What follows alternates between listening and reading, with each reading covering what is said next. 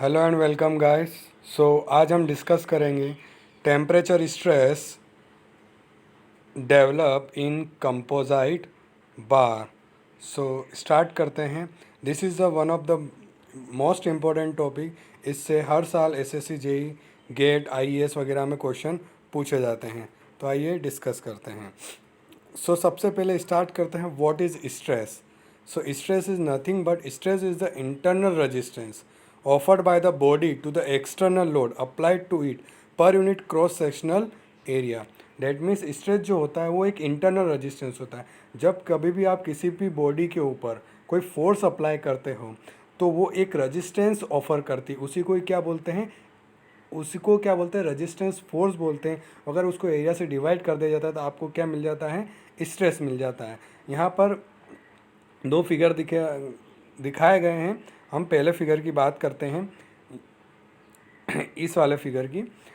इसमें एक ऑब्जेक्ट है या फिर आप बीम कह लीजिए जिस पर पी फोर्स लग रहा है। और ये कौन सा फोर्स है, टेंसाइल फोर्स है, क्योंकि ये टेंस कर रहा है बॉडी को। ठीक है, यहाँ पर मैंने एक सेक्शन कट किया एम एन, और फिर मैं अब इसमें स्ट्रेस निकालूंगा। ठीक है, अब यहाँ पे जब सेक्शन पी इस डायरेक्शन में लग रहा है तो जो स्ट्रेस आपको पता है कि जो भी अप्लाई एक्सटर्नल फोर्स होता है उसके अपोजिट होती है। तो जो स्ट्रेस के लिए जो फोर्स डेवलप होगा वो किस डायरेक्शन में होगा, इस डायरेक्शन में होगा। तो आप देख सकते हैं कि ये क्या कर रहे हैं, बॉडी को टेंस कर रहे हैं।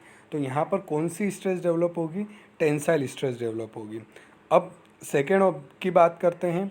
तो यहाँ पर आप देख सकते हैं कि दो फोर्स लग रहा है, पी इस डायरेक्शन में और इधर से भी पी लग रहा है। तो ये क्या कर रहे हैं, एक तरह का कंप्रेसिव फोर्स है जिसकी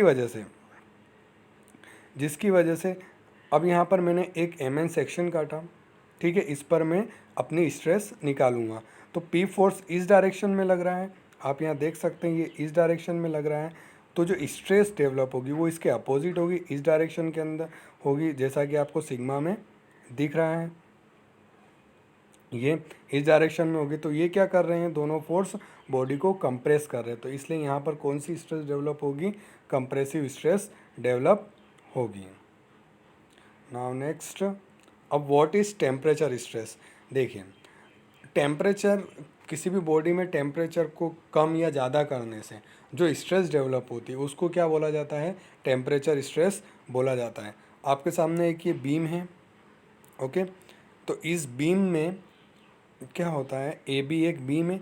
मैं अगर 30 डिग्री सेंटीग्रेड से इसका टेम्परेचर बढ़ा देता हूँ तो क्या होगा कि बॉडी एक्सपांड होगी। आपको पता है अगर टेम्परेचर बढ़ेगा तो बॉडी क्या होती है, एक्सपांड होती है।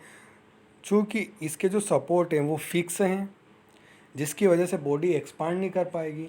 तो और स्ट्रेस जो रहेगी वो क्या होगी, जो अप्लाइड फोर्स है, एक तरह से जो टेम्परेचर बढ़ाना फोर्स है, तो अप्लाइड फोर्स के अपोजिट डायरेक्शन में डेवलप होगी, जिसकी वजह से कौन सी स्ट्रेस डेवलप होगी, यहाँ पर कंप्रेसिव स्ट्रेस डेवलप होगी।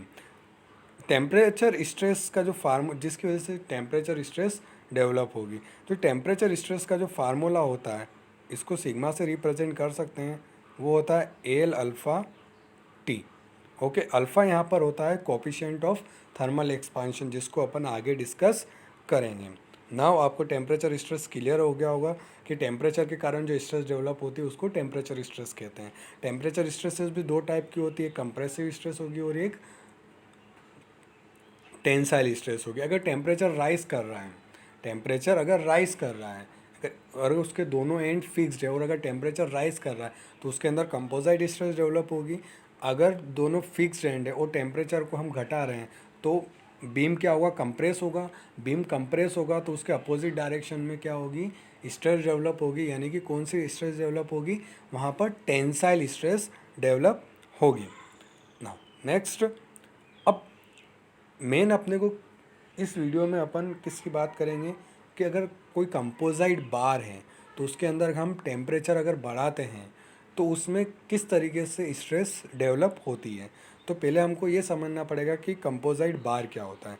तो कंपोजिट बार क्या होता है फ्रेंड्स, एक composite bar made of two bar of different material rigidly fixed together so that bars strand together under external load। यानी कि अगर कोई दो बार हैं जो डिफरेंट, एक बार है वो डिफरेंट मटेरियल से बना हुआ है, मतलब दो टाइप के मटेरियल से बना हुआ है। आप देख सकते हैं इस डायग्राम के अंदर एक कॉपर है और एक स्टील है। ये कंपोजिट बार है, ये दो मटेरियल से बनी हुई है, कॉपर और स्टील से बनी हुई है। तो इसमें क्या होता है, जो कंपोजिट बार होती है वो स्ट्रेन कॉम्पेटिबिलिटी प्रिंसिपल पर वर्क करती है। अब स्ट्रेन कॉम्पेटिबिलिटी क्या होता है कि जब भी अगर इसके अंदर अगर बार को पुल किया जाएगा या फिर पुश किया जाएगा, डेट मीन्स अगर यह टेंसाइल फोर्स लगाया जाएगा या कंप्रेसिव फोर्स लगाया जाएगा, तो जो स्ट्रेन डेवलप होगी वो क्या होगी, दोनों जो स्टील और कॉपर में क्या रहेगी, सेम रहेगी। इसी को क्या बोलते हैं, इसी फिनोमिना को क्या बोला जाता है, इसी टाइप को बार को क्या बोला जाता है, कंपोजिट बार बोला जाता है। अब देखते हैं कंपोजिट बार में किस तरीके से स्ट्रेस डेवलप होती है। इसके पहले आइए समझते हैं कि कोफिशिएंट ऑफ थर्मल एक्सपांशन क्या होता है। देखिए, अगर किसी भी बॉडी में अगर मैं टेम्परेचर राइज या लो करता हूँ, तो उसकी वजह से उसकी जो साइज़ में, लेंथ में या एरिया में या वॉल्यूम में किसी में भी कुछ भी चेंज आता है, तो उस चेंज को किस चीज़ में मेज़र किया जाता है, उसको हम कोफिशिएंट ऑफ थर्मल एक्सपांशन में मेज़र करते हैं।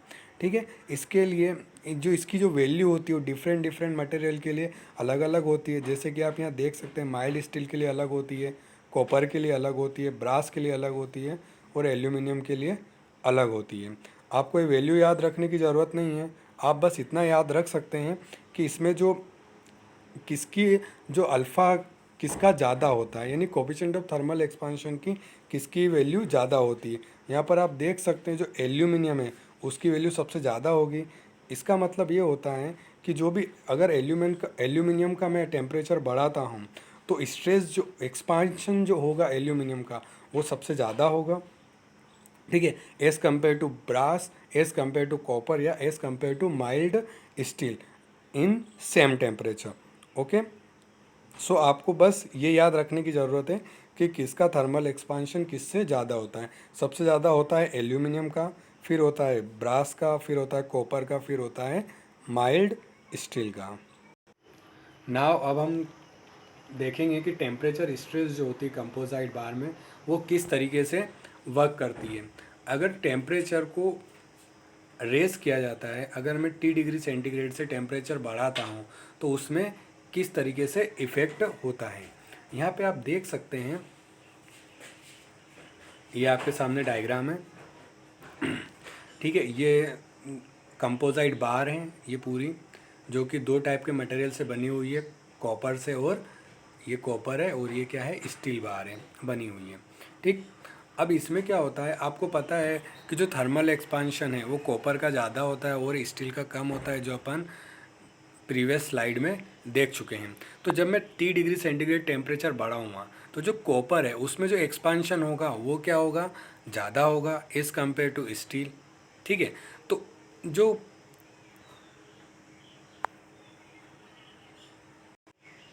जो कॉपर वाली बार है, अब इनमें जो स्ट्रेन होगी वो तो सेम रहेगी, रहनी चाहिए। तो कॉपर वाली बार क्या करेगी, कॉन्ट्रैक्ट होने की कोशिश करेगी, और स्टील बार क्या करेगी, एक्सपांड होने की कोशिश करेगी। सो कॉपर में कौन सी स्ट्रेस डेवलप होगी, यहाँ पर कॉपर में कंप्रेसिव स्ट्रेस डेवलप होगी, और स्टील में क्या होगी, आपकी टेंसाइल स्ट्रेस डेवलप होगी। इस टाइप के क्वेश्चन पूछे जाते हैं। ठीक है, अब नेक्स्ट केस डिस्कस करते हैं। नेक्स्ट केस कौन सा है, जब आप टेम्परेचर को क्या करते हो, T डिग्री सेंटीग्रेड से आप कम करते हो, तो उस केस में क्या होता है, ये आपका डायग्राम है। ठीक है, इस केस में क्या होता है, जब मैं वही वाले सेम बार, एक एंड फिक्स्ड है इसका, नीचे स्टील है। ठीक है, जब मैं टेम्परेचर लोअर करता तो वही सिमिलर है कि अगर सी यू का जो अल्फ़ा की वैल्यू है वो ज़्यादा होती है और एस टी की कम होती है, तो जब मैं टेम्परेचर कम करूँगा तो जो सी यू है वो ज़्यादा कॉन्ट्रैक्ट होगा एज़ कम्पेयर टू स्टील। लेकिन जो इनके अंदर स्ट्रेन होनी चाहिए, कंप्रेसिव स्ट्रेन आएगी इस समय, वो क्या होगी, सेम होनी चाहिए।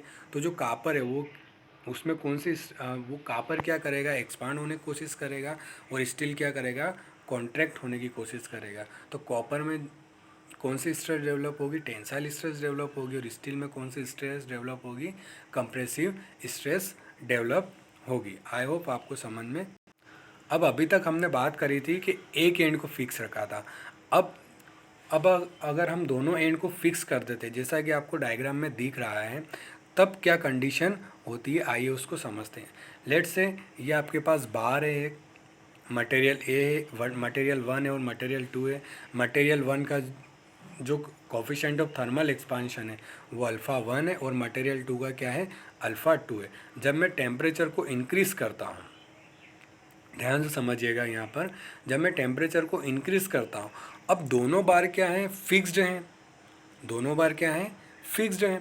तो जब मैं टेम्परेचर को इंक्रीज़ करूँगा तब वो एक्सपांड तो हो नहीं सकती है, तो उनके अंदर कौन सी स्ट्रेस डेवलप होगी, आपकी कंप्रेसिव स्ट्रेस डेवलप होगी। और जब मैं टेम्परेचर को लोअर करूँगा तो वो कंप्रेस हो नहीं सकती है, तो उसमें कौन सी स्ट्रेस डेवलप होगी, वहाँ पर टेंसाइल स्ट्रेस डेवलप होगी। आई होप अभी तक आपको पूरा टॉपिक समझ में आ गया होगा।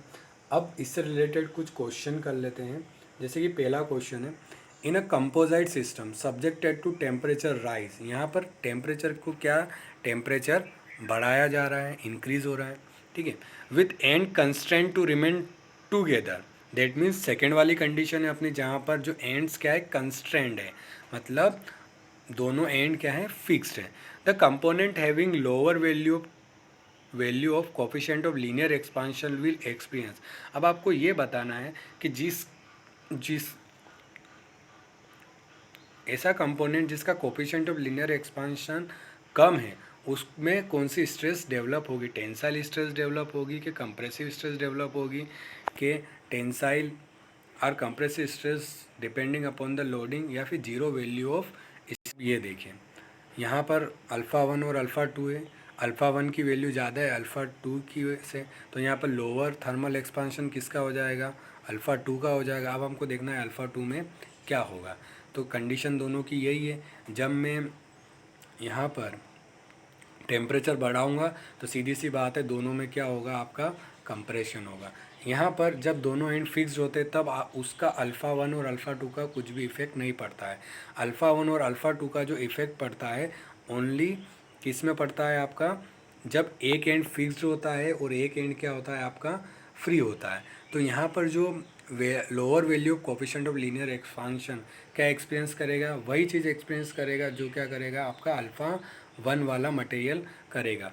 तो यहाँ पर क्या हो रहा है, टेम्परेचर राइज हो रहा है, तो जो आपका कंपोजिट बार है वो क्या एक्सपांड करेगा, तो उसमें स्ट्रेस कौन सी आएगी, आपकी कंप्रेसिव स्ट्रेस आएगी। तो इसका आंसर क्या हो जाएगा, compressive stress.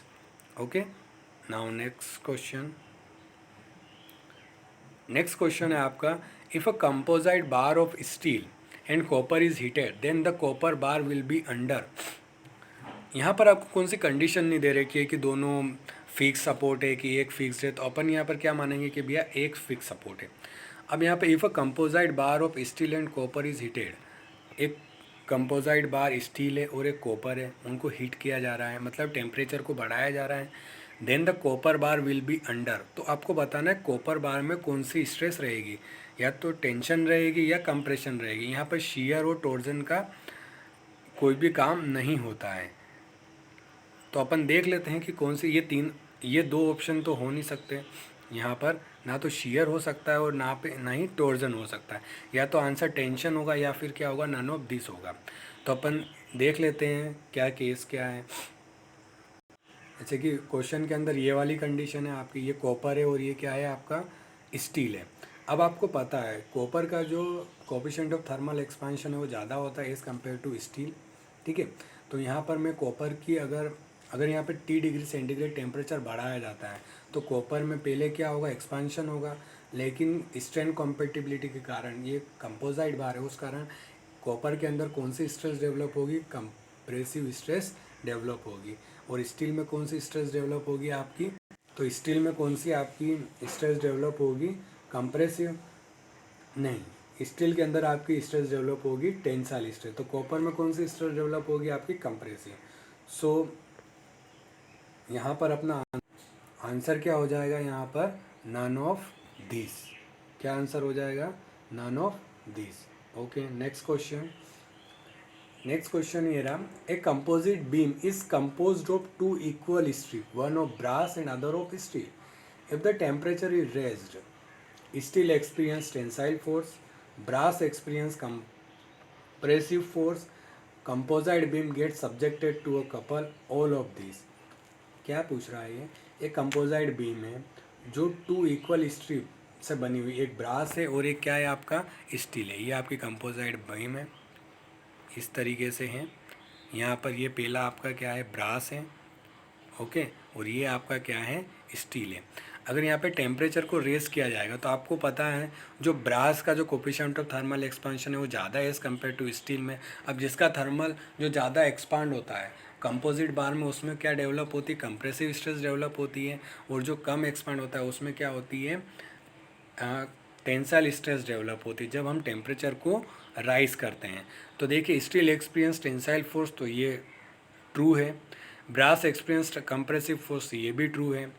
Composite beam get subjected to couple, ये भी ट्रू है। तो यहाँ पे आपका ऑप्शन क्या हो जाएगा, ऑल ऑफ दिस। तो ये था इस पूरे टॉपिक का एनालिसिस। आई होप यहाँ पे आपको कुछ जानने को मिला होगा। Thanks for watching.